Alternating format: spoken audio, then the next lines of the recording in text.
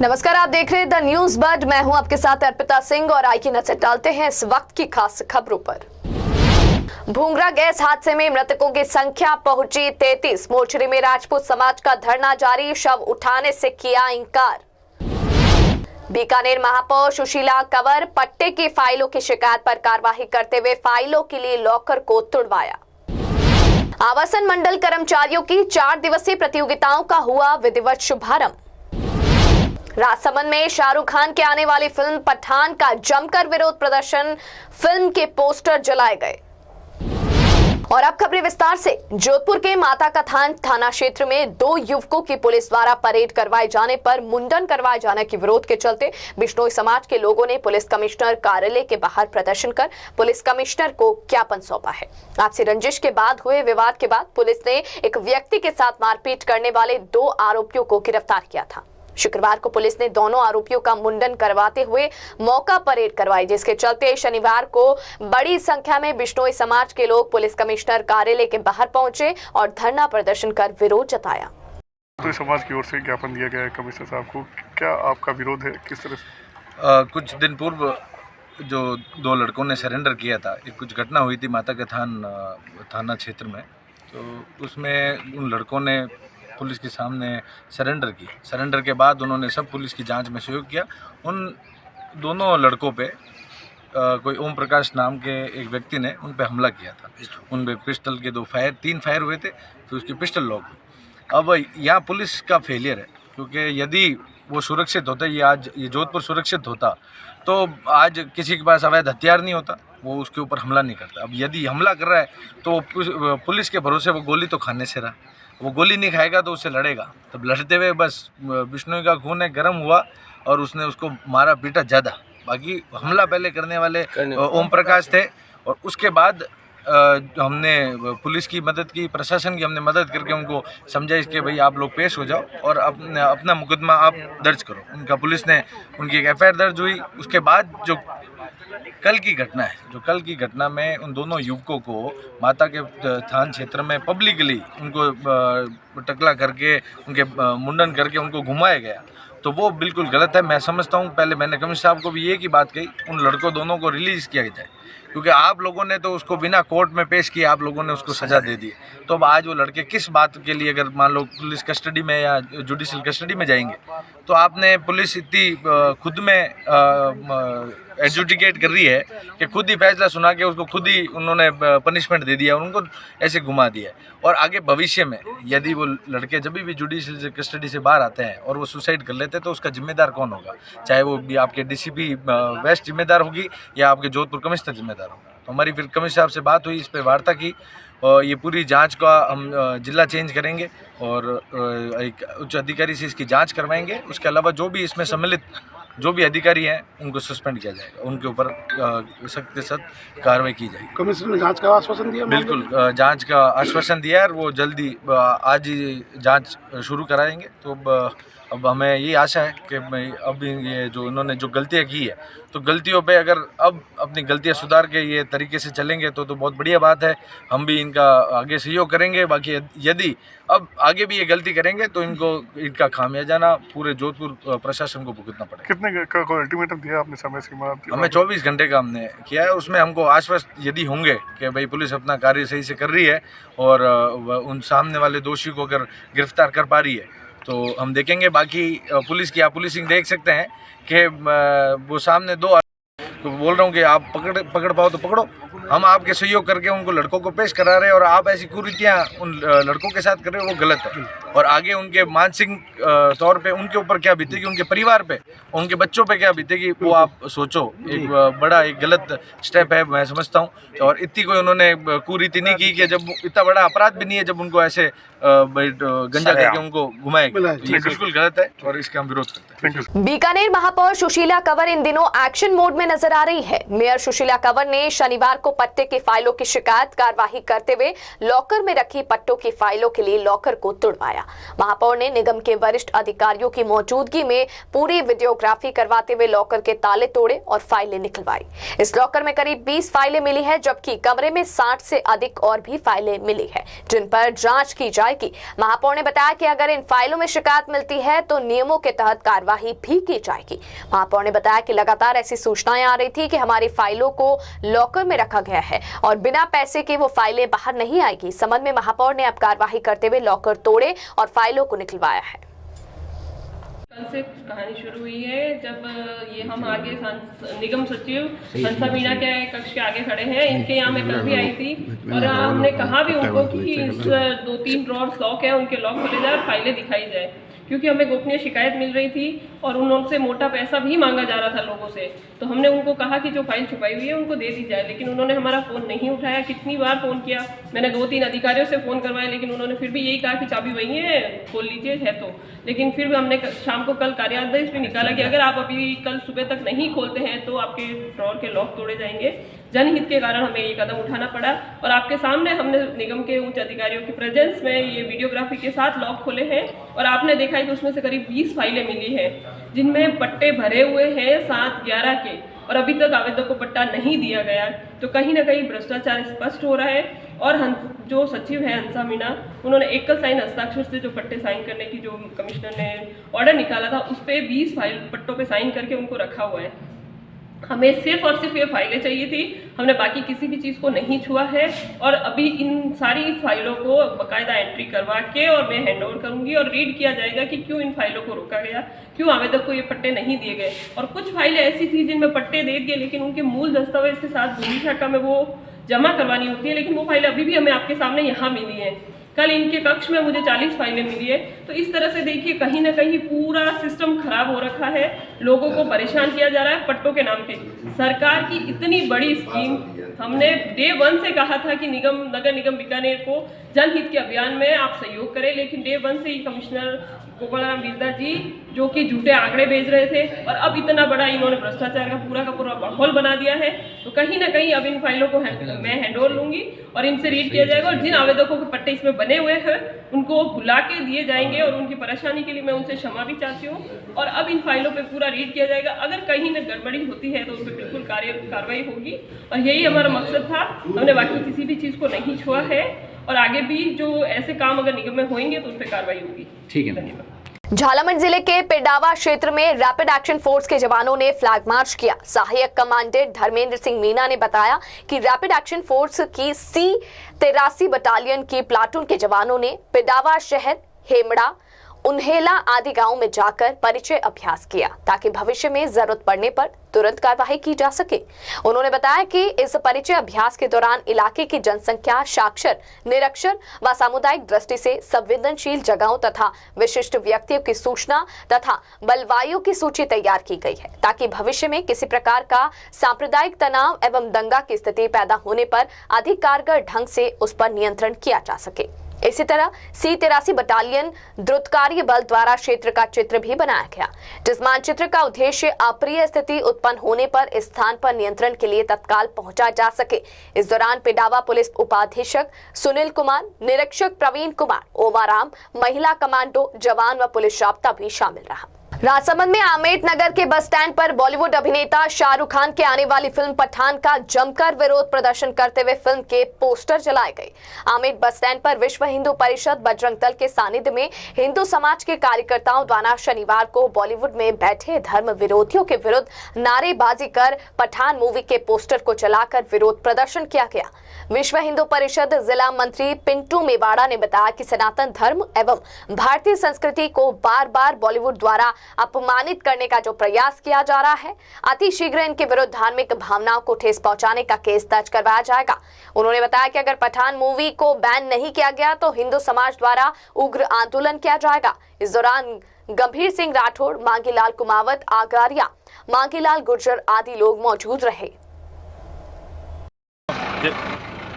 विश्व हिंदू परिषद बजरंग दल द्वारा संपूर्ण राजस्थान में आज 17 दिसंबर सुबह 11 बजे का आयोजन था।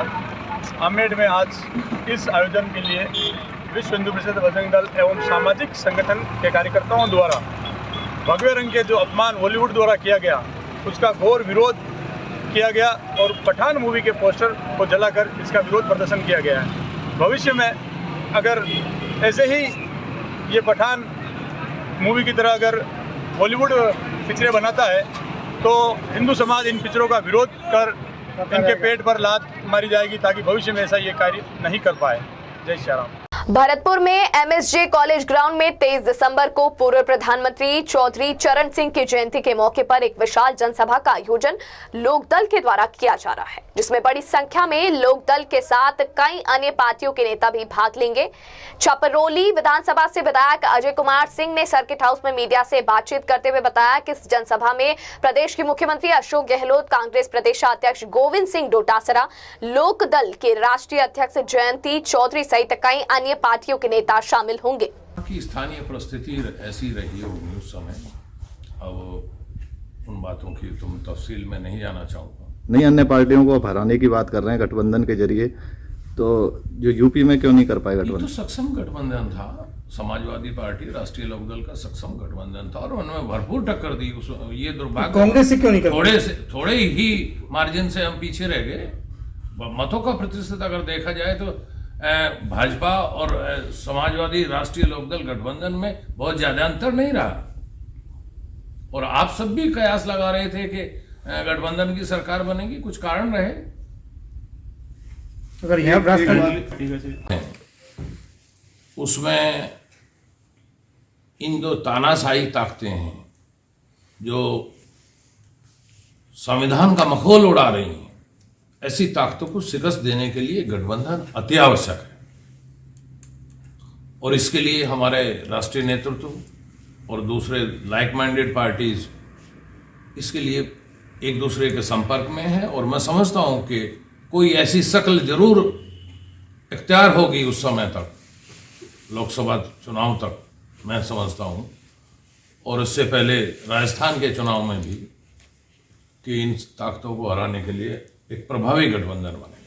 ये पहले राजस्थान आवासन मंडल से जुड़े कर्मचारियों द्वारा आयोजित की जाने वाली 28वीं वार्षिक कर्मचारी खेलकूद प्रतियोगिता का शुभारंभ शनिवार को जोधपुर के चौपासनी शिक्षण संस्थान स्थित मैदान में हुआ।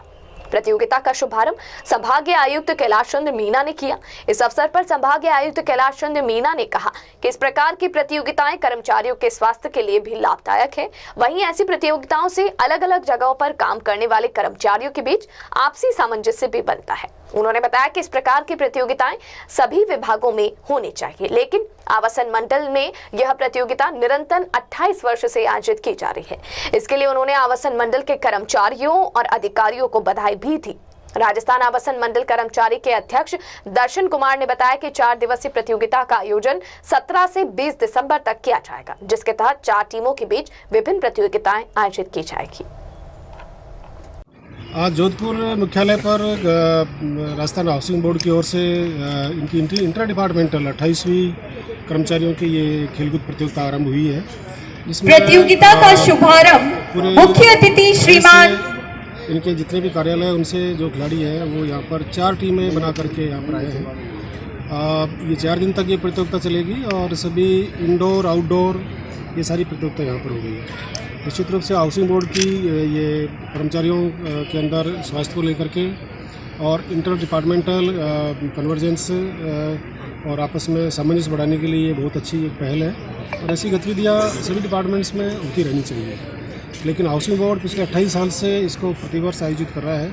मेरी ओर से इस प्रतियोगिता के लिए पूरे हाउसिंग बोर्ड मैनेजमेंट को, उनके प्रशासन को मेरी ओर से बहुत बहुत बधाई और इस प्रतियोगिता के लिए शुभकामनाएं। Thank you sir. बताएं। 28वीं राजस्थान आवासन मंडल खेलकूद प्रतियोगिता जो आज सूर्य नगरी में इसका उद्घाटन हो रहा है, 17 से 20 तक खेली जाएगी। 20 को हमारी क्लोजिंग सेरेमनी होगी।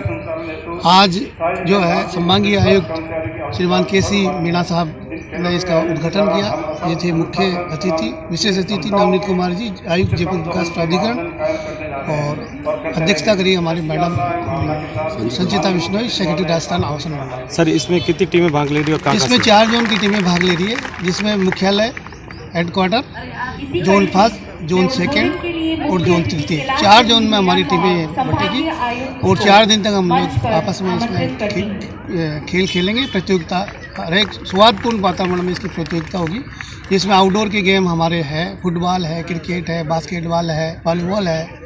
इंडोर में हमारी है बैडमिंटन है, आपकी टीटी है, कैरम है, चेस है, सारे इवेंट यहाँ होंगे। सर, इसका मुख्य उद्देश्य क्या? मुख्य उद्देश्य यही कर्मचारियों में स्फूर्ति बनी रहे और खेल के प्रति जो अभी माननीय मुख्यमंत्री जी का भी एक विजन आया था कि उन्होंने अभी ग्रामीण खेल, शहरी खेल उन्होंने किए। हमारे हाउसिंग बोर्ड में शुरू से गठन हुआ जब से हमारा ये 28वीं प्रतियोगिता है हमारी। हम लोग क्या आगे इसमें आपस में 4 दिन हम लोग खेलेंगे और खेल की भावना से एक दूसरे को खेलेंगे, एक दूसरे को विचार जानेंगे, इसमें स्फूर्ति बनी रहती है। साल भर खिलाड़ी हमारे तैयारी करते हैं और साल भर के बाद में 4 दिन का अवसर है, वो आपस में खेल के और उस जोश से आगे मंडल हित में वो काम करें। अपना परिचय दीजिए। मैं दशरथ कुमार, अध्यक्ष राजस्थान आवासन बोर्ड कर्मचारी संघ, सदस्य अनुशासन समिति, केंद्रीय अनुशासन समिति राजस्थान आवासन। जोधपुर के मथुरादास माथुर अस्पताल के ब्लड बैंक चिकित्सा अधिकारी डॉक्टर संपत लोहिया की प्रेरणा से युवा मित्रों की टीम ने शनिवार को रक्तदान किया।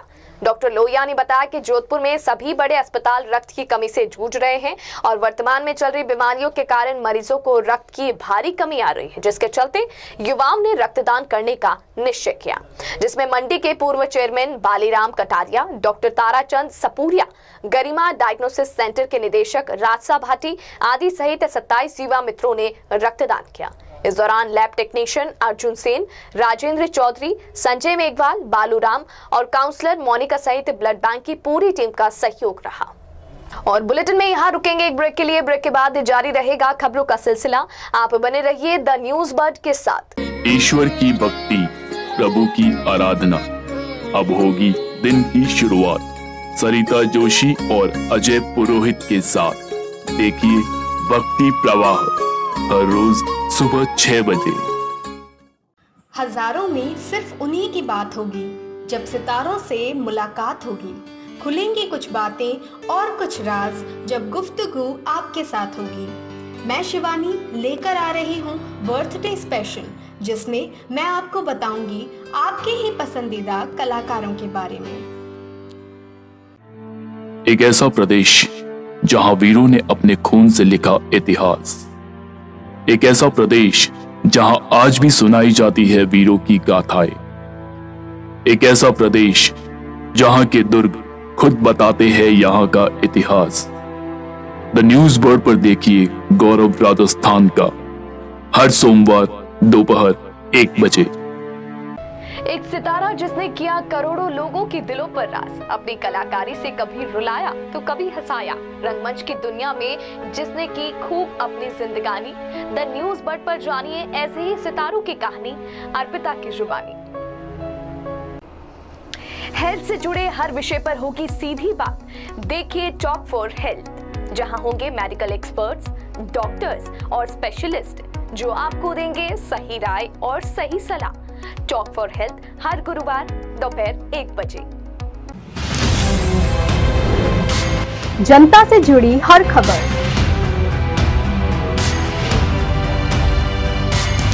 खबरों से जुड़ा हर सच,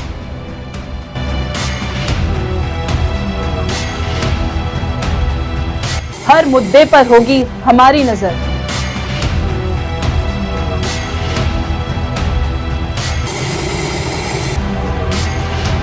हम आपको बताएंगे खबरों के पीछे का सच।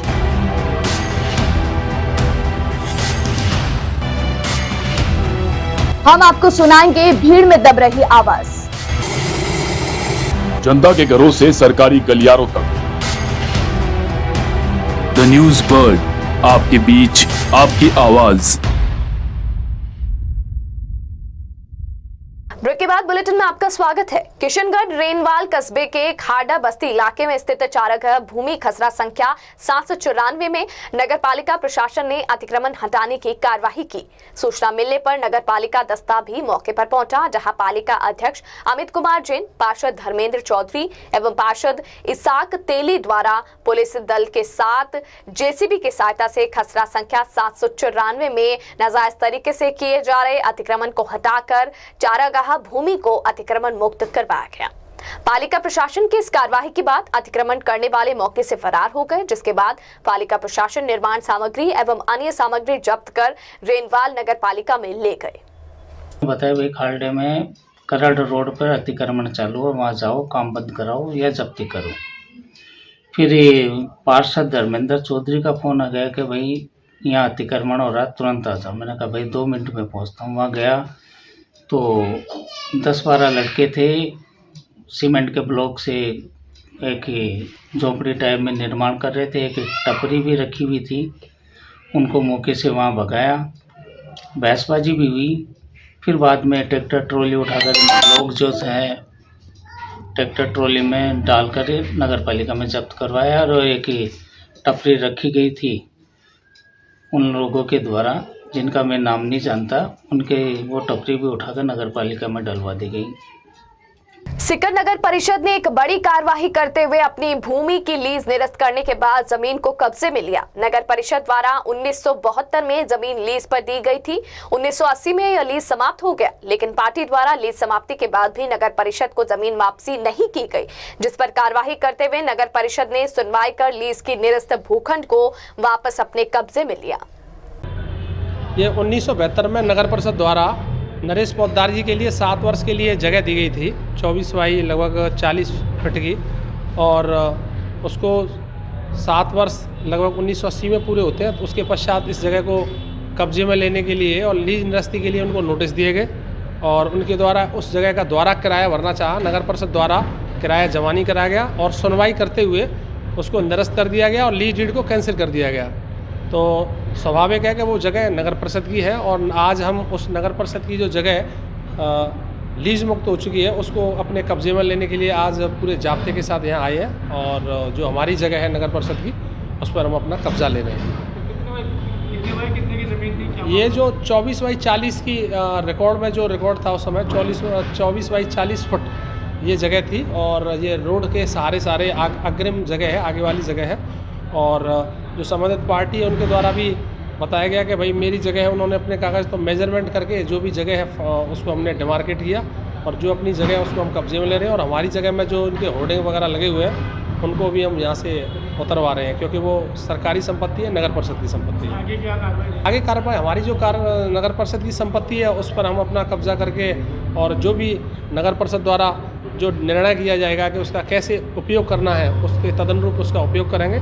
और शहर में इस प्रकार की अन्य भी जो संपत्तियाँ होंगी जो हमने लीज पे दे रखी हैं और लीज जिनकी समाप्त हो चुकी है उन सभी जो हमारी संपत्ति है उनको वापस में इसी तरीके से कब्जे में लेने का प्रयास करेंगे। सर, पार्टी का आरोप है कि पार्टी की बाकायदा हमारी जो पत्रावली है उसमें इसकी सुनवाई हुई है, विधिवत सुनवाई हुई है और सुनवाई होने के पश्चात ही ये कार्रवाई हुई है। लीज को कैंसिल किया गया है और इससे ज़्यादा और डेमोक्रेटिक तरीका क्या हो सकता है कि हम मौके पर भी सुनवाई और मौके पर वो जैसा चाह रहे हैं कि भाई इसकी द्वारा हमारे सामने भी मेजरमेंट कराओ तो उसका मेजरमेंट भी करा रहे हैं। तो बिल्कुल एकदम लोकतांत्रिक पारदर्शी तरीके से हम कार्रवाई कर रहे हैं और किसी प्रकार ये एकदम निष्पक्ष पारदर्शी कार्रवाई है और हमारे नगर परिषद के हित में है और सभी जनहित में है। जोधपुर ब्लू सिटी थीम को बनाए रखने के लिए शहरवासी लगातार प्रयासरत है, जिसके चलते हर बार जागरूक अभियान के तहत ब्लू सिटी थीम को बचाने का संदेश दिया जाता है। इसी के तहत शनिवार को ब्लू सिटी बचाओ अभियान में शहरवासियों ने फतेहपुर से लेकर जूनी मंडी तक घरों को ब्लू कलर करवाने हेतु सभी रहवासियों से अपील की। वहीं शहर के भीतरी शहर में रहने वाले इन क्षेत्रवासियों द्वारा भी पूरा सहयोग किया जा रहा है, जिसके चलते क्षेत्रवासी अपने घरों के बाहर ब्लू रंग करवा रहे हैं। सभी मित्रों को नमस्कार। जैसा कि सभी को पता है जोधपुर में ब्लू सिटी के नाम से ब्रह्मपुरी का एरिया बहुत फेमस है, लेकिन यहाँ पर हम देखते हैं जब पर्यटक आते हैं तो यहाँ पर ब्लू कलर बिल्कुल नहीं दिखता है।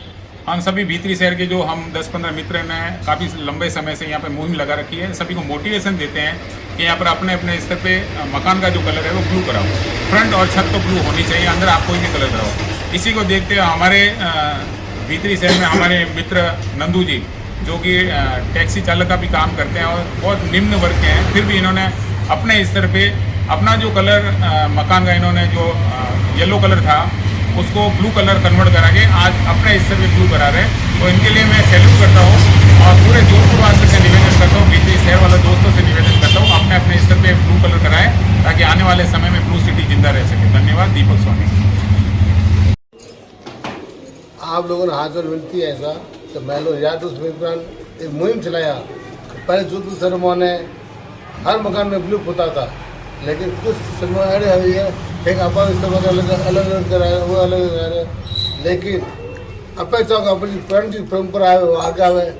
और अब इस तरह बताया आप ब्लू कलर करो, मैं भी करा रही हूँ और प्लास्टिक भी जो है और भी करा रहे हैं। ठीक है, धन्यवाद। कोटा शहर में एक बार फिर से पैंथर के मूवमेंट की जानकारी सामने आ रही है। अब कोटा यूनिवर्सिटी के आसपास के इलाकों में पैंथर का मूवमेंट देखा गया। कोटा यूनिवर्सिटी के हॉस्टल में रहने वाले स्टूडेंट्स और यूनिवर्सिटी के गार्ड ने पैंथर को देखा, जिसके बाद यूनिवर्सिटी के हॉस्टल में रहने वाले स्टूडेंट्स में काफी डर का माहौल हो गया है। कोटा यूनिवर्सिटी के हॉस्टल में रहने वाले स्टूडेंट्स कार्तिक ने बताया कि 2 दिन पहले शाम को वह अपने जिम से अपने हॉस्टल की तरफ आ रहा था। हॉस्टल के पीछे की तरफ जहां खाली जगह है वहां रोड पर पैंथर नजर आया, लेकिन दूसरी तरफ से गाड़ी आने की वजह से पैंथर भाग निकला। डॉक्टर चक्रपाणी गौतम ने बताया कि 2 दिन से इलाके में पैंथर को देखा गया। उन्होंने बताया कि इसके बारे में वन विभाग को भी सूचना दी गई है। उसका बड़ा समूह था और उसके शरीर पे गोल गोल डॉट्स बन रहे थे और वो आ रहा था सड़क की तरफ और मैं इस तरफ जा रहा था, हॉस्टल की तरफ आ रहा था। उतने में मैंने देखा, मैंने मीना जी को फ़ोन करके बुलाया कि मीना जी आप आओ, मैंने जानवर देखा है। मैं पीछे की तरफ उसको देख के भागा भी था पीछे की तरफ, लेकिन ज़्यादा भाग नहीं पाया मैं। फिर मैंने मीना जी को फ़ोन करके बुलाया, मैथ वाले भैया को, वो आए मुझे लेने। जैसे वो लेने आए तो गाड़ी की आवाज़ से वो उल्टा वापस उस तरफ भाग गया, वो सड़क की तरफ आ रहा था। नाम बताओ आपका? कार्तिक सोनवाल।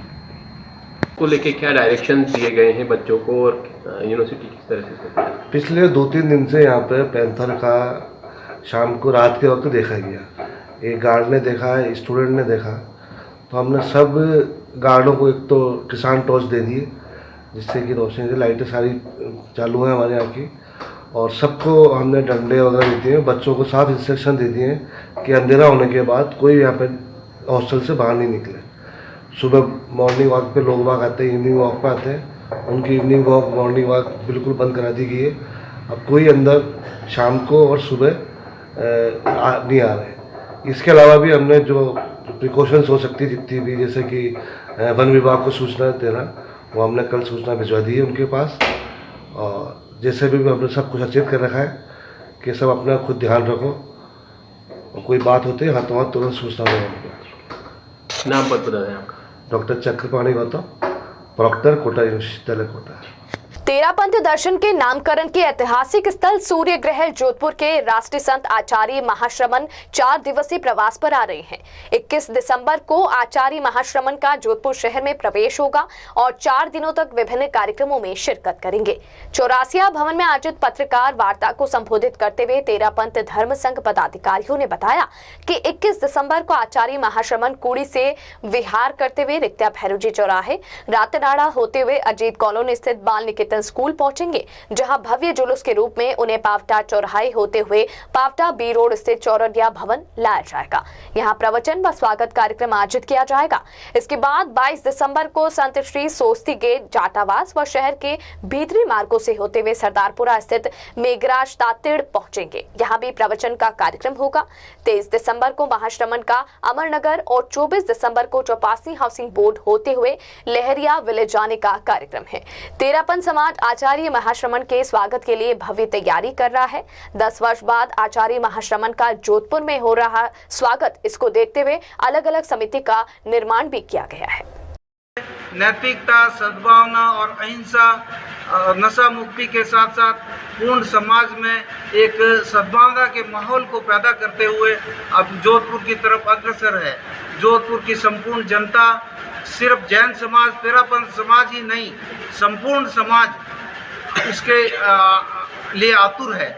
मैं मीडिया बंधुओं से एक निवेदन करता हूं कि हर व्यक्ति का सभा में पहुंचना संभव नहीं होता, लेकिन अपना मीडिया इतना सशक्त और मजबूत है कि उनके माध्यम से जो गुरुदेव का संदेश है वो घर घर पहुंचेगा। तो मेरा आप सभी से यही निवेदन है कि गुरुदेव के संदेश को ज़्यादा से ज़्यादा कवरेज करते हुए उनके संदेश को घर घर तक पहुंचाएं, और आप लोग इसमें सबसे सक्षम हैं। ये समाज को और जो नैतिकता, जो गुरुओं का संदेश है, उसको पहुंचाने में आपका सहयोग की अति आवश्यकता है। जोधपुर में क्या क्या कार्यक्रम है? जोधपुर में 19 तारीख को जोधपुर सीमा में मंगल प्रवेश होगा, पाली से जोधपुर सीमा में। 20 तारीख को काकानी के जीनेट स्कूल में जीनेट में उनका प्रवास होगा। 20 तारीख को सायंकाल वहाँ से प्रवास रवाना होकर के एक अपने कुड़ी पधारेंगे। कुड़ी से 21 तारीख को प्रातः विहार करके अपने सरदार बाल निकेतन स्कूल से विहार करते हुए चौड़िया जुलूस के साथ में चौड़िया भवन पधारेंगे। यहाँ मंगल प्रवेश होगा।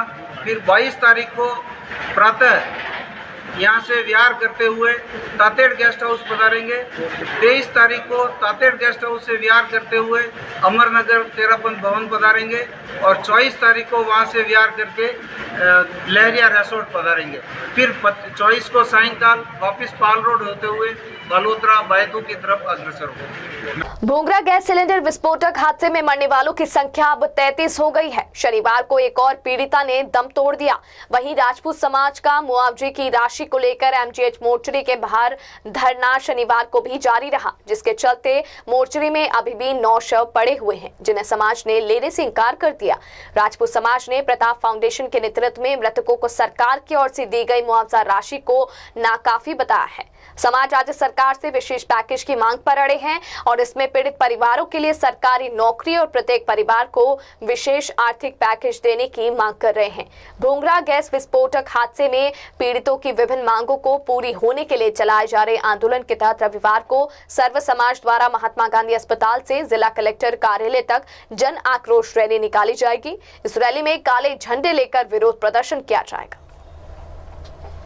एक कश्यप था जिसने जेल के अंदर मानव अधिकार के थ्रू उसने देसी मुर्गा मांगा, तो सरकार ने यही सरकार देसी मुर्गा पेश की थी। और आज उन 2 बच्चों के साथ आज उनकी जो बाल कटिंग करके गली गली में घुमाया गया था किसी एक तानाशाही ठेकेदार की वजह से। उस तानाशाही ठेकेदार की जो माफिया था वो है सबसे बड़ा, जो पूरे राजस्थान के अंदर बजरी माफिया लूट रहा है। बजरी का मतलब जो 45 रुपये टन की रेट से अभी वो 550 रुपये टन से ले रहा है। सबसे बड़ा तो माफिया मिला जुला वो है। और जो वो बोलता है, खुलेआम बोलता है, सुप्रीम कोर्ट को मैंने 150 करोड़ में ख़रीदा है, जजों को ख़रीदा है और बड़े बड़े जो कमिश्नर है जजों को इनको भी ख़रीदा हुआ बताते हैं। इतने बड़े ठेकेदार जो कभी सबसे ज़्यादा टारगेट वो विष्णु समाज को करता है।